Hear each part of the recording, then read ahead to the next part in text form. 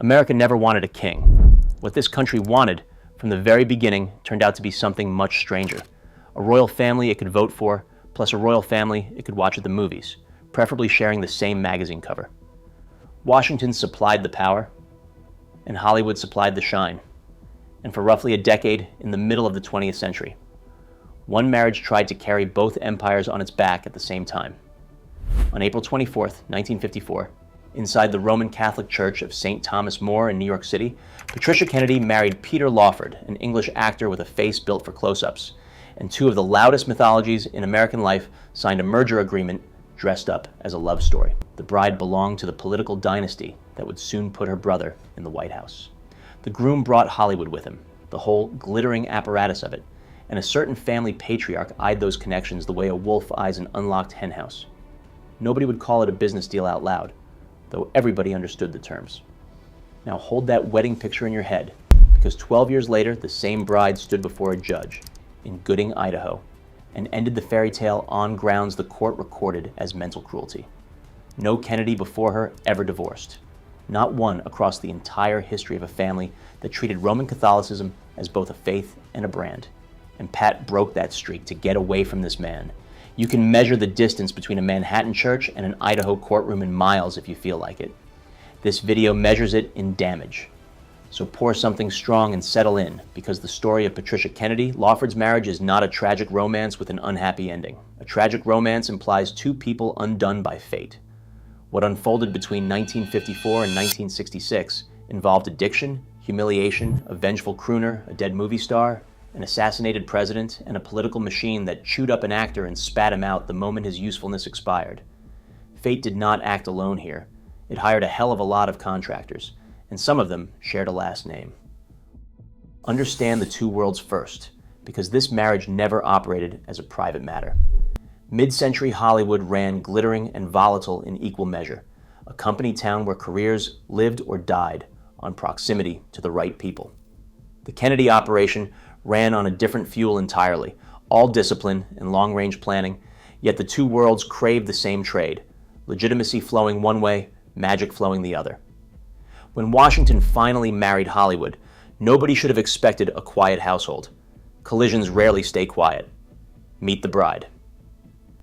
Patricia Kennedy grew up inside the most ambitious family in American politics, a dynasty powered by discipline, by loyalty, and by a Roman Catholic faith so central to its identity that the religion worked less like a belief system and more like a constitution. Divorce, in that house, did not exist as a concept. You might as well have proposed selling the surname. Her father, Joe Kennedy, managed the family like a holding company with a prayer schedule, and every child carried an assignment in the grand project of putting a Kennedy in the White House. Meet the groom. Peter Lawford arrived from England with charm to burn, a movie career, and a reputation as a dashing playboy, the sort of man gossip columns were basically invented to cover. Underneath the charm sat something far less photogenic. Biographer James Spada spent years researching Lawford's life for his 1991 book. And that research traces the actor's deep insecurities back to an emotionally abusive mother, a wound that never closed. Spada's portrait describes a man who never built the armor required to survive people like the Kennedys. A poor devil wandering into machinery he could not begin to understand. Keep that image in your pocket, because we will need it later. So on one side of the aisle sat a dynasty that punished weakness, and on the other side sat a man constructed almost entirely out of it, hidden behind the best smile the movies could manufacture.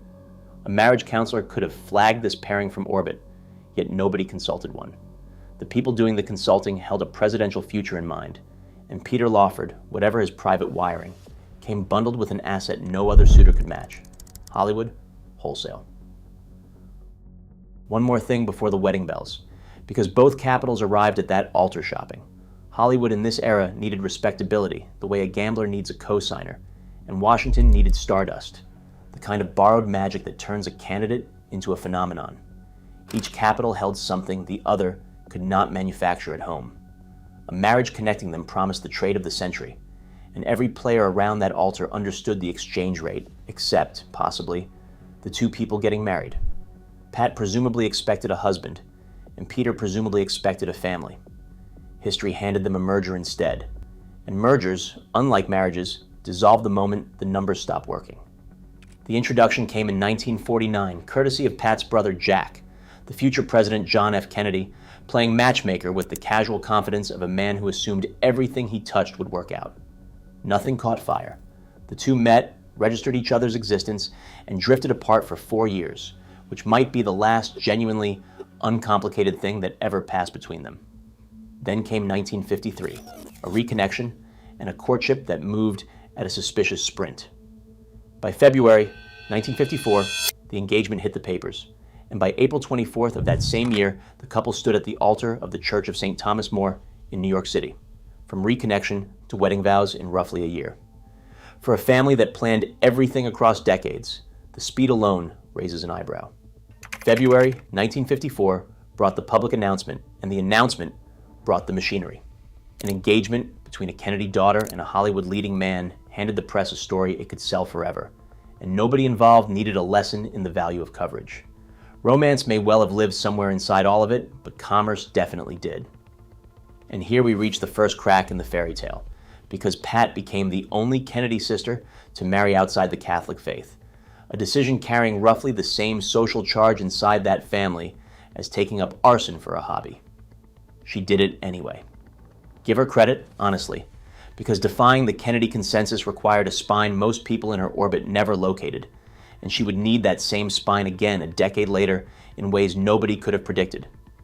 The wedding proceeded regardless, and if you want to understand why a dynasty this Catholic swallowed a non-Catholic son-in-law without choking, look at the patriarch. Joe Kennedy looked at Peter Lawford and saw infrastructure. Most families vet a fiancé by asking about intentions and income, but this family sized up its newest member the way a corporation sizes up an acquisition, and the patriarch liked the numbers.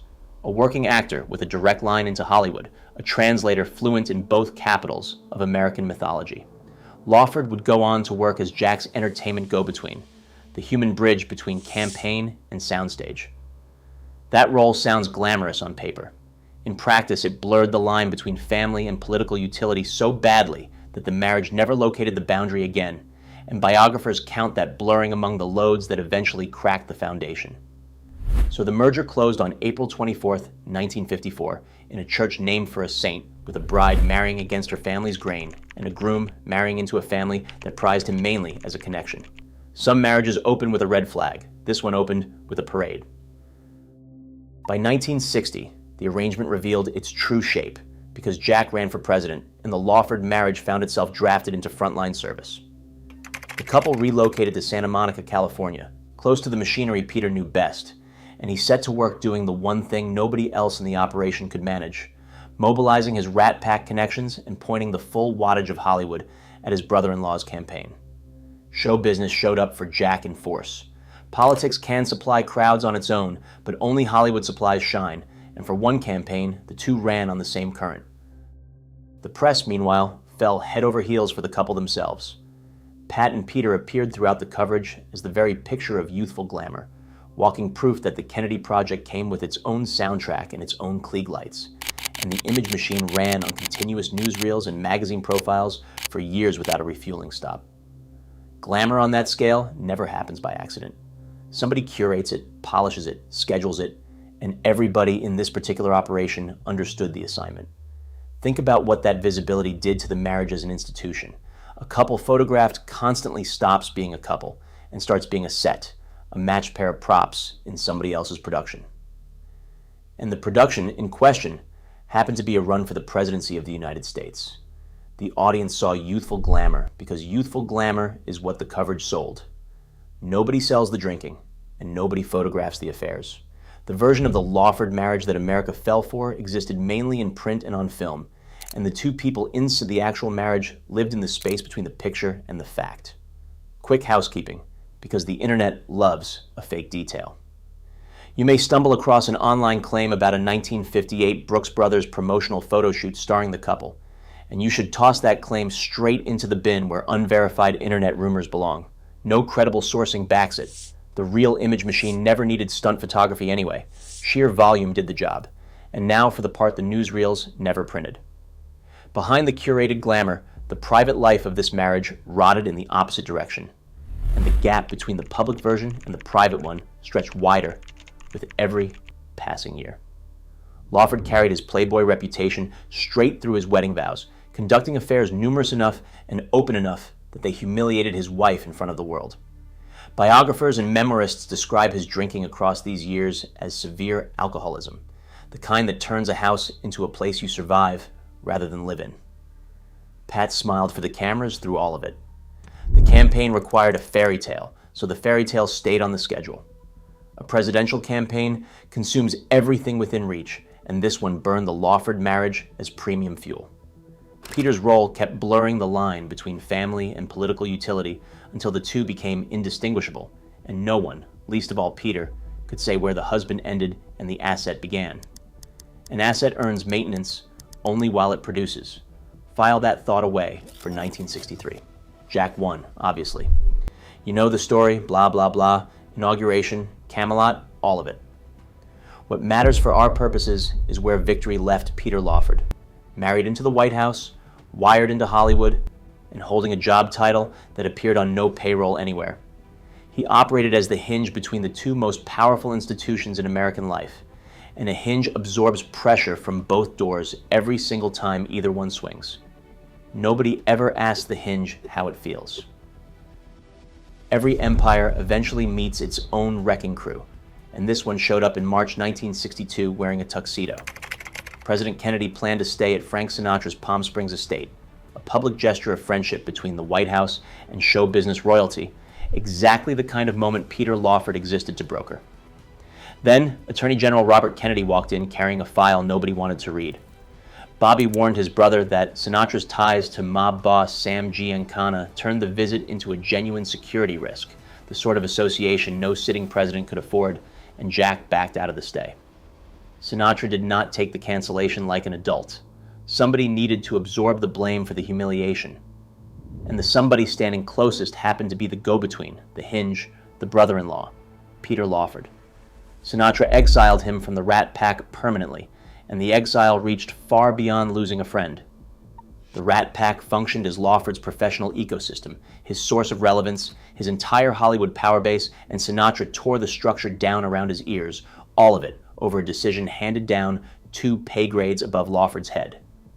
Notice how the machine worked here, because every gear turned away from Peter.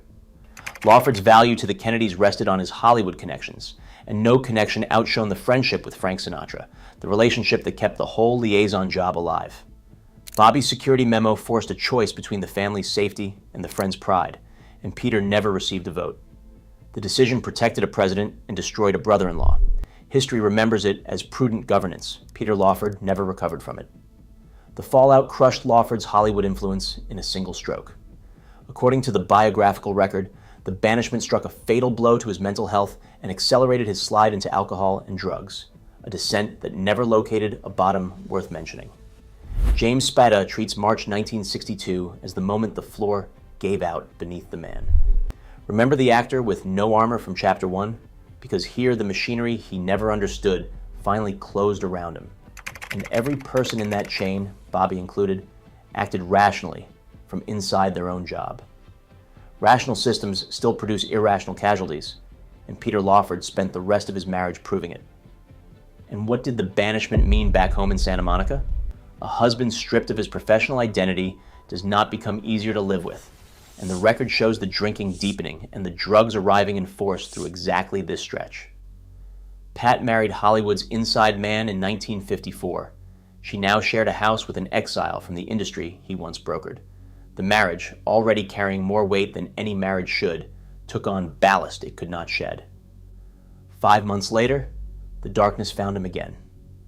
On the night of August 4th, 1962, Marilyn Monroe died, and the record places Peter Lawford closer to that tragedy than almost anyone alive. He reportedly became the last person to speak with her on the phone. Whatever passed between them on that call, the fact of it followed him for the rest of his life. This video will not wade into the theories surrounding that night, because the theories belong to a different video and mostly to a different genre. What the moment reveals sits closer to home. Within a span of 5 months, Lawford lost his professional world to Sinatra's grudge, and then found himself pulled into one of the most haunting deaths of the century. His proximity to the era's tragedies stopped feeling like coincidence and started reading like an address. Follow the man home from those two disasters, and you find a household already past saving. On this point, the sources agree with unusual unity. Spada's rigorously researched biography and the memoir written by Patricia Seton Lawford, Peter's final wife, both document an extreme dependency on cocaine stacked on top of the severe alcoholism, an addiction that kept climbing throughout these years. Home life, in the plain language of the record, became unbearable for Pat, who signed on for a charming actor with a drinking habit and now found herself locked inside a house with a full-blown addict. And remember, 4 children lived inside those walls too. The record of this marriage tends to read like a 2-person tragedy, but the custody ruling that eventually ended it names 4 kids who grew up inside a home the biographers describe with words like unbearable. Whatever the historians argue about blame, nobody argues about the children's address. The affairs never stopped either. Lawford kept up the Playboy routine straight through the wreckage, and every fresh humiliation played out in front of a public that still believed the newsreel version of the marriage. Consider the arithmetic of Pat's position. Leaving meant becoming the first Kennedy in family history to divorce, breaking a generational rule inside a devoutly Catholic dynasty and absorbing a stigma her world took with deadly seriousness. Staying meant more of the same, and for years, staying won. The stretch between the summer of 1962 and the fall of 1963 draws less attention than the fireworks around it, mostly because slow damage photographs poorly. No single catastrophe defines those months. Instead, the sources describe a slow grind, a husband sinking deeper into dependency, a wife running out of reasons to stay, and a household holding its shape through momentum and public obligation. Some marriages explode. This one eroded, which is worse in its own patient way, because erosion never hands you a clean moment to point at. History then reached in and shattered whatever equilibrium remained. In late 1963, an assassin killed President Kennedy, the brother whose casual introduction launched this entire story back in 1949, and the whole Kennedy universe cracked down the middle. Shortly afterward, with the world still in mourning, Pat filed for a legal separation. The fairy tale did not die in Idaho. It died in late 1963, and Idaho merely signed the certificate. Sit with that timing for a second, because every historian who touches this marriage eventually does. Pat stayed through the affairs, through the drinking, through the campaign, through the banishment and the spiral that followed it, and then, shortly after her brother's assassination, she filed. Historians circle that sequence like crows. 2 readings of it exist. They point in opposite directions, and both go on the table before this video ends. The end arrived in a place nobody associates with Camelot or with Hollywood. On February 1st, 1966, a court in Gooding, Idaho, granted Patricia Kennedy, Lawford, a divorce from Peter Lawford, on uncontested grounds of mental cruelty, along with full custody of their 4 children. Time magazine carried the news in its February 11th issue, though the court records pinned the decree itself to the 1st of the month. 12 years of marriage ended far from any newsreel camera. Weddings like hers fill a Manhattan church. Endings like hers land in Gooding. Now, a word about the phrase mental cruelty, because those 2 words hide a lot of paperwork. In certain states during this era, mental cruelty operated as a standard legal threshold, the DMV paperwork of heartbreak, a box you tick to move a divorce through the system without a contested war. On paper, then, the phrase could mean almost anything. In this marriage, according to the biographical evidence, it meant exactly what it says. The documented substance abuse, the escalation into cocaine, the parade of affairs conducted in full public view. The record assembled by biographers describes a household destructive enough that the legal language undersells it. A court handed Pat the mildest available words for the thing she survived. For a modern audience, the scale of that taboo takes some translating. In 1966, inside devout Catholic circles, a divorce did not read as a fresh start. It read as a public confession, a break with doctrine, and, within this family, a crack in the very brand the patriarch spent decades polishing. Rules that old do not bend quietly. When this one finally broke, the whole country heard the crack through a newsstand. Now watch the bride, because her next move broke a rule her family enforced across generations. Pat Kennedy walked into that courtroom carrying a weight no sibling before her ever agreed to lift. The first divorce in the entire history of the Kennedy family.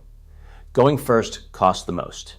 Her family treated Catholic doctrine as generational law, and she already stood out as the sister who married the non-Catholic, the lone asterisk in the family ledger. Breaking the divorce taboo meant absorbing immense personal and social stigma in an era and a circle where that stigma carried real teeth. She did it anyway, took her 4 children with her, and walked out of a 12-year disaster on her own, 2 damn feet. Every story worth telling needs an underdog, and this one's underdog surprises people. Not a scrappy dreamer in a garage, but a Kennedy, a member of the most powerful family in America, squared off against the only opponent that family ever truly feared, its own rulebook. Institutions crush individuals in most stories like this. Here, an individual looked her institution in the eye and filed paperwork at it. The paperwork won. Divorce ended the marriage without ending the argument. Peter Lawford's afterlife on the bookshelf turned into a full-contact sport because the people who wrote about him could never agree on the most basic question his story raises. Villain or victim? Monster of the marriage or casualty of the machine? Pick a biography and you receive a different answer. The coverage itself switched sides over the decades, by the way. During the White House years, the Lawfords appeared in society pages and campaign spreads as the ultimate fusion of power and glamour, and the newsreels kept that version alive long past its expiration date. Later literature stripped the veneer off completely. Once the book started arriving in the late 80s and early 90s, the shining couple of the Camelot coverage turned into a case study in addiction, humiliation, and dynastic machinery, and readers learned that the fairy tale ran on fumes almost from the start. Same marriage, 2 portraits. The distance between them measures how badly an era wanted to believe. In 1988, Patricia Seton Lawford, Peter's final wife, teamed with writer Ted Schwartz and published The Peter Lawford Story, a memoir that inventories his downfall with the enthusiasm of a demolition crew. Reviewers found it lurid to a nearly hypnotic degree, and Kirkus, revisiting the book in a 1991 comparison, memorably branded it a shimmering tower of sleaze. That school of writing leans all the way into Peter's depravity and cruelty, casting the man as the author of his own ruin and of everyone else's misery. Subtle, the approach is not. Dismissible, unfortunately for his defenders, it also is not, because much of what it describes matches the wider record. 3 years later came the counterweight. James Spada's 1991 biography, Peter Lawford, The Man Who Kept the Secrets, approaches the same life with rigor instead of relish, and the research complicates the cruel husband framework at nearly every turn. Spada traces the insecurity back to that emotionally abusive mother, documents a man fundamentally unequipped to survive the ruthless machinations of the Kennedy dynasty, and lands on the portrait of a tragic pawn rather than a scheming villain. None of this erases what Pat lived through. A man can be a casualty and a wrecking ball at the same time, and any honest reading of Peter Lawford probably requires holding both pictures up at once. Take a second, too, to appreciate that title. The Man Who Kept the Secrets doubles as a thesis statement for this entire story. Every project this channel touches seems to hinge on secrecy somewhere, a hidden effort, a private rebellion, a truth kept off the books. And this one prints the secrecy right on the cover. Lawford spent years positioned at the intersection of a presidency, a movie colony, and a marriage, and the weight of what he knew never came off his shoulders. And if anyone doubts the depth of the addiction those books describe, one detail from later in Lawford's life settles the question, an incident both infamous and thoroughly documented. While staying at the Betty Ford Clinic, the place people go specifically to get clean, his cocaine dependency ran so deep that he arranged for the drug to reach him by helicopter. Read that again if you need to. A helicopter into rehab. The absurdity of the image almost distracts from what it actually describes. A human being so far gone that even the walls of a treatment center could not stand between him and the thing killing him. Jokes write themselves right up until the moment they stop being funny. Then comes the third school, the coldest one. Some historians look past both the sleaze and the sympathy and stare instead at a calendar. Pat stayed with Peter through the affairs and through the entire 1960 campaign, the stretch when his Hollywood connections carried real strategic weight, and she filed for separation only after the assassination removed the president those connections existed to help. Critics of the Kennedy family read that timing bluntly. Once Jack died, the machine no longer needed Peter Lawford, and a man with no remaining utility became easy to dispose of. Nobody can prove intent from a calendar, and the calendar sits there anyway, saying what it says. Notice, by the way, what all three schools share. None of them describes a marriage exactly. One describes a crime scene, one describes a slow drowning, and one describes a transaction that expired.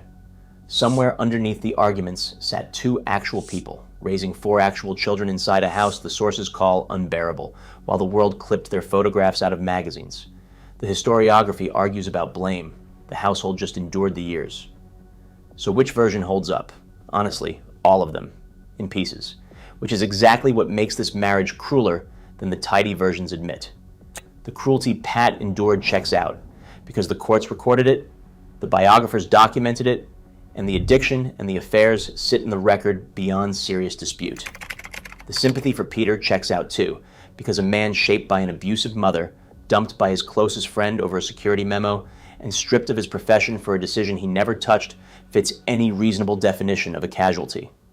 And the coldest reading refuses to die, because this marriage really did become a political weapon, really did buckle under Catholic expectation, and really did shatter within a few years of Peter losing his usefulness. 3 schools, 1 wreck, and every school at least agrees on the wreck. Every country builds the royalty it deserves, and America built its royalty out of ballots and box office. We wanted our power glamorous and our glamour powerful.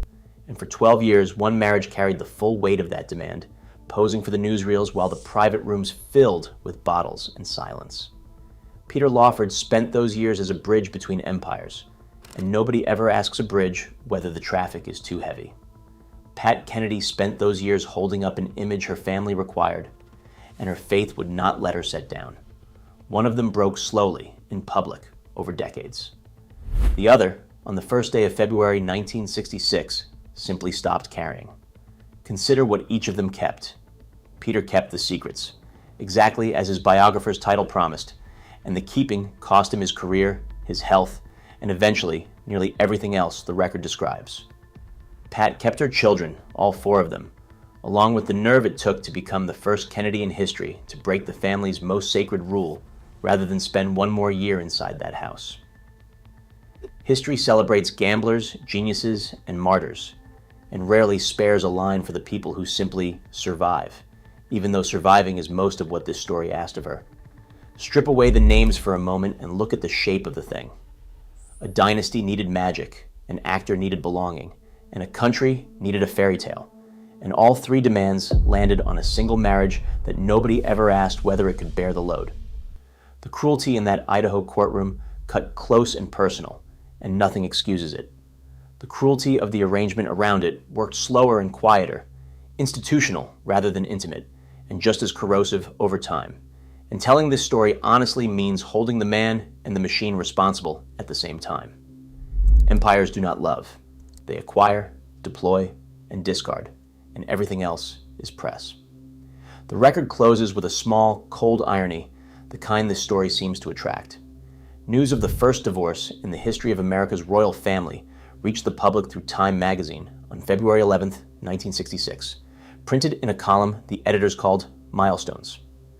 12 years of curated glamour and documented cruelty, of campaigns and banishments and a phone that rang on the worst night in Hollywood's memory, reduced at last to an entry in a list. A wedding once filled a Manhattan church with promise, and its ending fit inside a single word: milestones.